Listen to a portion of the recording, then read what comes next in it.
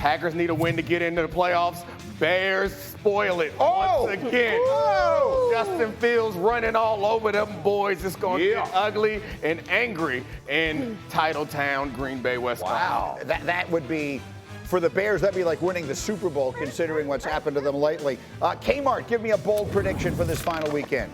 I'm all in on the Texans. C.J. Stroud, he beats the Colts. They make the playoffs for the first time since 2019. Sorry to do it to you, Jeffrey, but C.J. Stroud is that dude. Let me tell you the real bold prediction. The real bold prediction is the Jacksonville Jaguars lose, the Colts win, and win the AFC South all in one fell swoop. Shocking. That's what Shocking. we do. Jeff is riding Let's for the go, Colts. Colts. Shocking. That was the. I can't have her doing that on national TV. I won't allow it.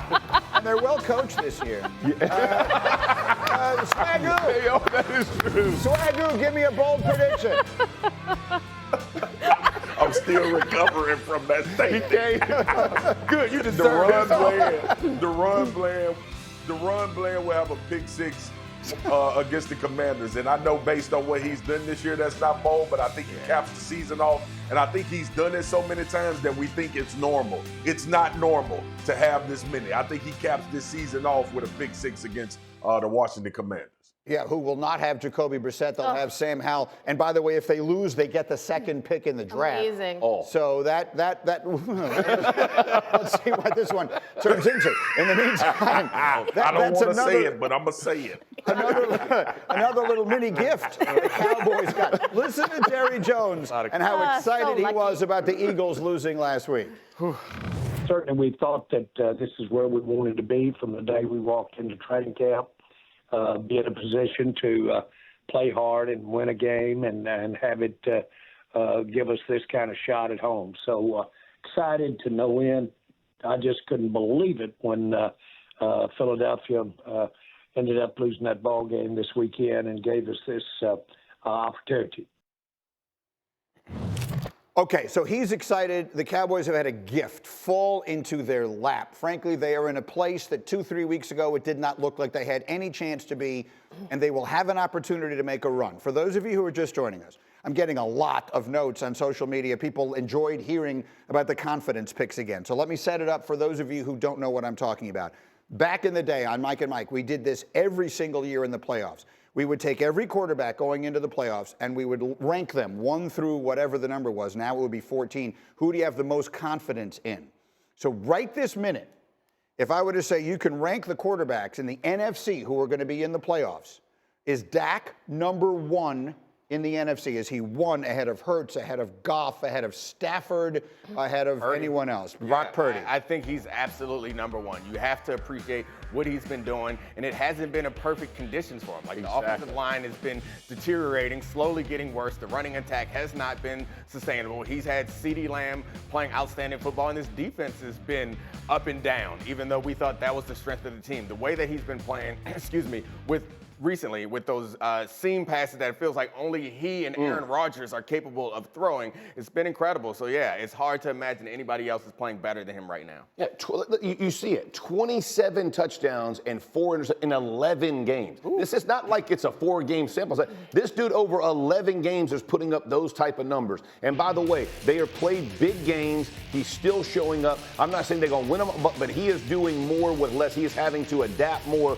because of his offensive line than I would say Purdy, so that's why I would give him the 1. Right now, if the season ended this minute, the 7 playoff quarterbacks in the NFC would be Dak, Jalen Hurts, Matt Stafford, Brock Purdy, Jordan Love, Baker Mayfield, and Jared Goff. And the question I would have for you, Kmart, is again, it's about how confident you feel that he's going to go in there and do it. Jalen Hurts has a history of playing big in big games. Yeah. Matt Stafford has a history, at least 2 years ago, of playing big in big games. Dak, there have been some ups and downs. Is Dak number 1 on your list right now? Kimberly Martin. From a confidence in solely the quarterback play? Yes. Yes, I will put Dak number 1, which is wild because even earlier this season, Dak was playing better. But the question of who do you trust more, Dak or Jalen Hurts? I would always say Jalen Hurts because we have seen it. But if you look at what the quarterbacks have done this year, it's hard to not pick Dak. But despite picking Dak, again, we still have questions about the Cowboys, which is that's for sure. Which is wild to me because when you say confidence in the quarterback, that should be enough to say, oh, this team. Yeah. Well, for the record, the reason it came up is because I asked, are the Cowboys ready this year to make the deep run? And Jeff said yes, because they have the best quarterback. That's and right. I thought to myself, well, isn't that an interesting statement for him to make? Yeah, I think that we have questions about every team. Like this year in particular, every year you're gonna have questions about every team. Questions about San Francisco? Absolutely. I think there are questions about San Francisco. We haven't seen Brock Purdy down come back. We haven't seen Brock Purdy perform in the playoffs. And frankly, we haven't seen this defense play as the highest level as it's played in the past. So there are questions about every team going into this. The questions about the Cowboys are concerning, but it's not at the quarterback Position. Marcus, right now, if you're doing this confidence list that I'm talking about, is Dak number one in the NFC? Yeah, Dak Prescott and then Matthew Stafford and then Brock Purdy is how I would rank them. And look, Jalen didn't play terrible this past week out. Yeah. I think the run game for him needs to get going. And I'm not writing Jalen Hurts off, but I think right now Dak is just he's carrying more of his team's burden than everybody else. Kyron Williams in Los Angeles is running like crazy. They're doing a phenomenal job. And this is not to knock the quarterbacks, but Dak is being asked to do more than any quarterback in the NFC right now. And his team is sitting here with an opportunity to be the number 2 seed. And then you look at this too, right? Like when we get to the playoffs, and I said it before the season started, been saying it, it's going to be about the moments for Dak Prescott. And I want everybody to think about this. What team other than San Francisco don't we think Dallas can beat in the NFC? Mm-hmm. Like, this is not one of those conventional years where we like, well, they are the third best team. Last year, they were the third best team in the NFC from Philly and San Francisco. Eagles have been in a free fall, going 1-4 in their last 5 games, and their defense is the reason. Look at this. They're second to last in the league in points allowed, in third downs allowed, in red zone allowed. And so I ask you the question. They've got a week and a half to get this thing fixed. You're a defensive guy. Can they get this fixed in time for the playoffs? Not based on what we saw against Arizona. That was some of the worst film of any defense all season. Yeah. They had trouble tackling. And the real scary part for this is when the strength of your defense is not significantly injured or altered, but it's still not having the impact.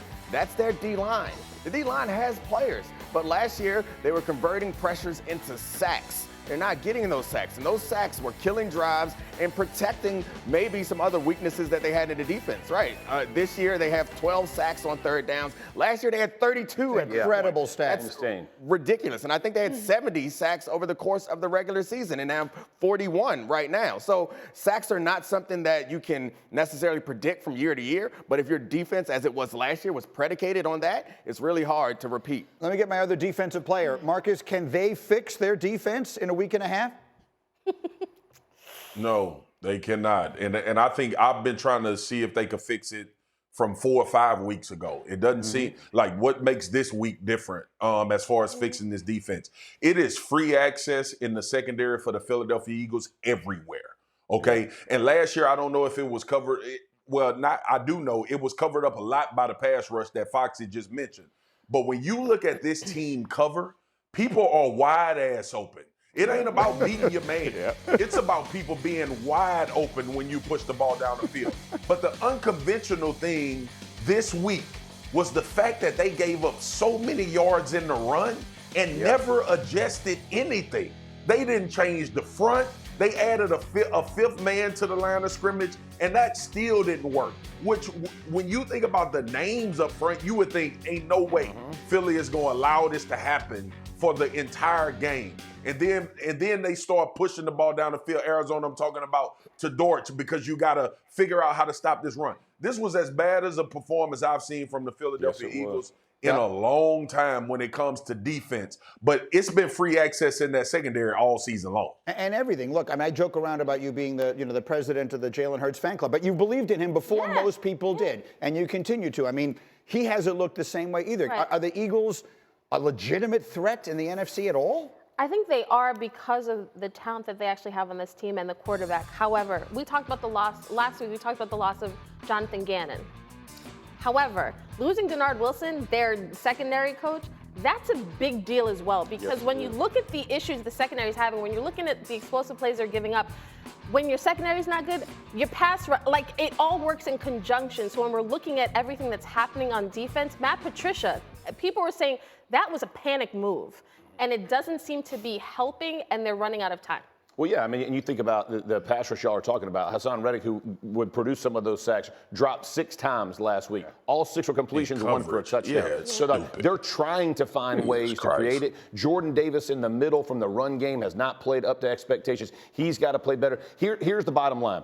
The Eagles have no identity. And we kept talking about like a championship moxie. We don't know their identity. They don't know if they want to run it, if they want Jalen to run it, if they want Swift to run it, do they want to throw it, does A.J. Brown want to be guy? And you could see they're all pissed off when they come to the sideline because you can't get the ball to all of them. So you walk over there, and then you look at the defense, got to stay on the field. They can't get off the field. So all these problems, so when you say, can they still go get it, the issue for me is you feel like they internally, they don't have it right now. They are looking at each other in frustration. That is no way to We don't got enough playoff. time in this segment to talk about all the problems with their defense. It's amazing to me that we talked about all the issues that they had and didn't even get to the fact that their linebackers can't cover anybody, and they had a difficult time tackling. They had Michael Carter out there crossing people up like he was the other Michael Carter. He got shook out his shoes. I saw so many freeze frames of Eagles going this way and Cardinals going that way. It was absurd.